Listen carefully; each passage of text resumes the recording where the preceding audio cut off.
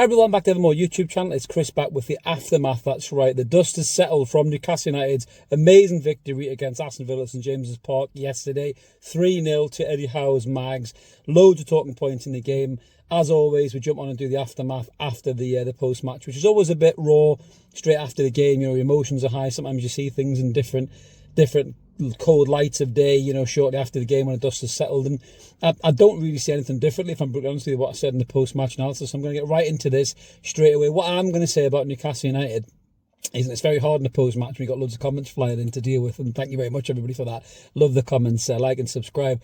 But yeah, going back to the game itself, I think what it showed me for Newcastle United, how we've changed. I think back to that Liverpool game where they went down to 10 men and we totally lost control of that game. We couldn't manage the situation. We ended up losing that game. And no, Liverpool are an unbelievable side, probably league champions this season under Arne Slot. But that was a big issue for Newcastle, was managing games, managing situations where things don't go to plan, when there's a complete rewrite of the script, the way you've planned the game, and just something completely changes. And Newcastle weren't really good at adjusting to that previously, but now it looks like we are. We managed that game so well when Villa went down to 10 men. I'll talk about the red card in a minute, because I can't believe some of the stuff I'm seeing from people who are paid to talk about football as well, who are so-called experts, but I'll get into that in a second. But going back to the game itself, that game could have easily become ugly, bitty, scrappy for us, and we didn't let it. You know, we bossed the game completely. We were bossing the game beforehand, really. You know, and I think the red card in many ways gives a lot of Villa fans an excuse as to why they haven't won that game. They feel, you know, hard done by. And I sympathise as a fellow supporter. You know, when your player gets sent off, you do feel a bit hard done by. But again, I'll cover that in a minute. I think if that was a Newcastle player who did that, I don't think I'd really have any complaints, certainly when the dust settles from the aftermath of the game, as we're talking about now. But going back to the game itself, again, we've just controlled the game completely. And that's what we've done over the last kind of 4 or 5 games. And it's crackers, because everyone's talking about Manchester City falling off a cliff, and it can't be just because of one player. What we're seeing with Newcastle United is we are better because of one player, really. One player has completely, you know, galvanised the way this team plays, and that's Sandro Tonali in the 6th role. You know, Man City are missing Rodri so badly that they look completely off their axes. And, you know, we can see almost a reverse Rodri situation with Sandro. He's coming to this team in the 6, you know, and he's just added balance, he's added poise, he's added, you know, calmness, you know, grace in the midfield. He just uses the ball so well. He covers space so well. He sniffs out danger. He makes Bruno a better player. He makes Joe Linton a better player.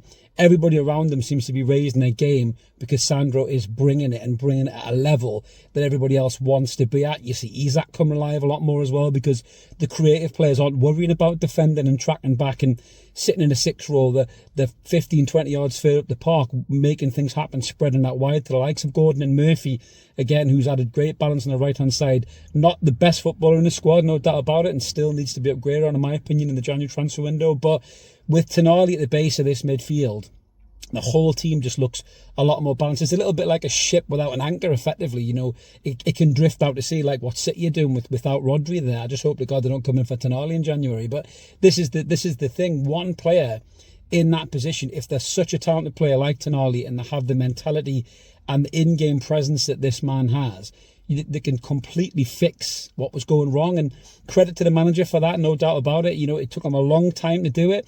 I have seen a lot of these "where the Eddie Howe out now" campaigns, but you could also throw that back in terms of double standards. Where are the "I love Longstaff" t-shirts? You know, all these people saying we couldn't win a game if Sean Longstaff wasn't in the starting lineup. You know, they're all very quiet now. They're even quieter than the people who questioned the manager's future at the football club. So it goes both ways, guys. You can't just throw shit and not expect shit back at you. But going back to the situation itself, you know, it's never a personal attack against Sean Longstaff. I've always said Sean Longstaff's a lovely lad, and anyone who questioned his position in the starting lineup when he wasn't playing well weren't criticising the lad personally. He's a wonderful lad. He's a great ambassador for the North East and for the football club. But in terms of footballing ability, he's nowhere near Sandro Tonali, and you can see that now.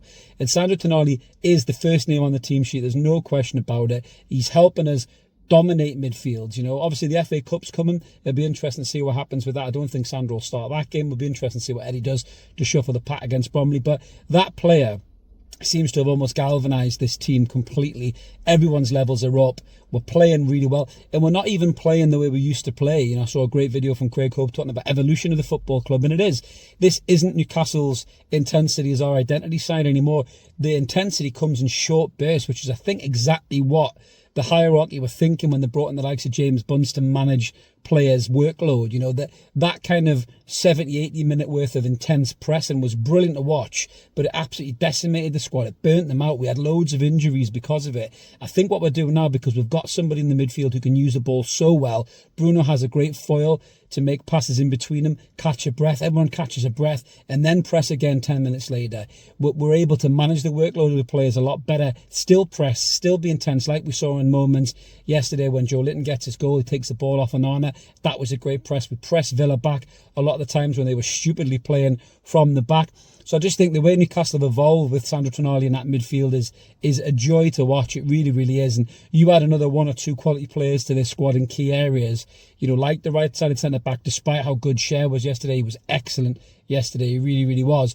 But we know we need long-term cover for that area, and the right wing, we need some better quality there as well. And if we get it, I think we'll be much, much better for it. But yeah, going back to the game itself, the red card, I think, was just, the way people are talking about this just blew my mind. It really, really was. I saw in the aftermath of the game, I understand the Villa fans being a bit blinkered, you know, by the claret and blue specs and getting a little bit upset about it. But no, I'm sorry. Go and watch it again.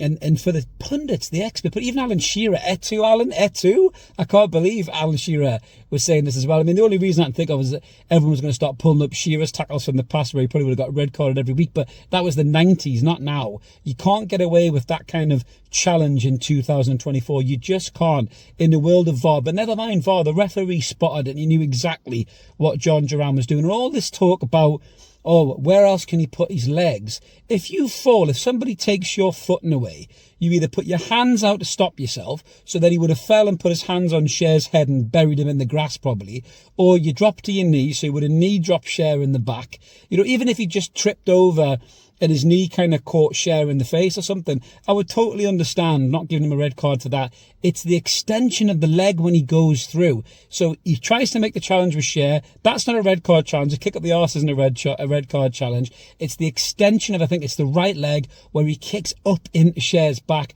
to scrape the studs. John Duran knows exactly what he's doing. He's leaving a bit on Cher, and that's why the Newcastle players reacted that way. That's why the referee reached for the red card straight away. And these experts and so-called pundits saying that, oh, it's a bit harsh there, you know, or I think he was hard done by, said Gary Lineker. Fuck off, Gary Lineker. I mean, Gary Lineker never put a challenge in his entire fucking career, the wet wipe. He wouldn't know anything about making a fucking challenge in the first place. But I was disappointed with Shearer, but I can understand why he's done it as well, because he doesn't want everyone throwing shit at him. But yeah, a lot of these blue tick warriors on socials, and listen, hey, credit to them, you know, they started off doing the kind of thing I'm doing right now, and they've made a big success of it. Big respect to them. You know, even Goldbridge, who gets a lot of shit, big respect to them.